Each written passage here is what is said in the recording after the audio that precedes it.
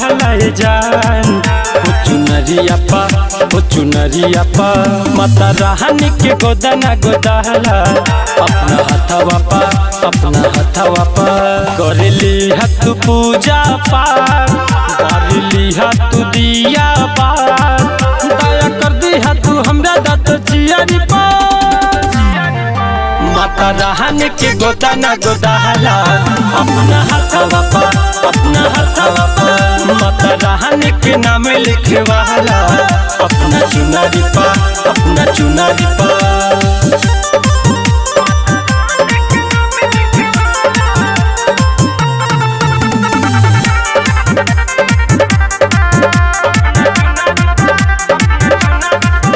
केहू हार पेन्हाई केहू नरिवल चढ़ाई सभे बा भक्तिया भाव में मोरा मैया दुलारी के पाँव पखारी आइल बड़ी हमरा गाँव में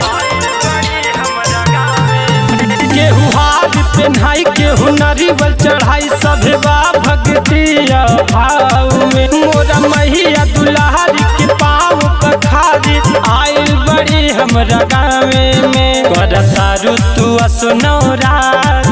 मन लिहा तू हमर बात विश्वास करा माई दुलारी पा माता रानी के गोदना गोदाला अपना हथवा पा माता रानी के नाम लिखवाला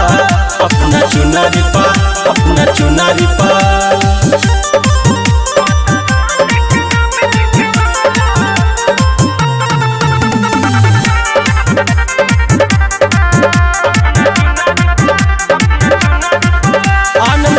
लगावे शिव पैर धुलावे रोहि जाके भोग लगावे हो सुना हमारे पुकार बाटे बिनती हजार नव दिन तोहर आरती गायब हो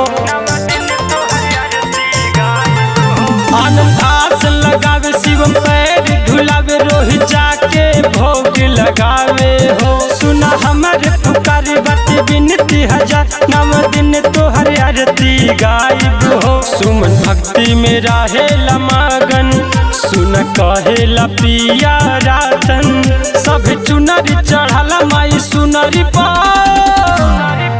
माता रानी के गोदना गोदाला अपना हथवा पा माता रानी के नाम लिखवाला अपना चुनरी पा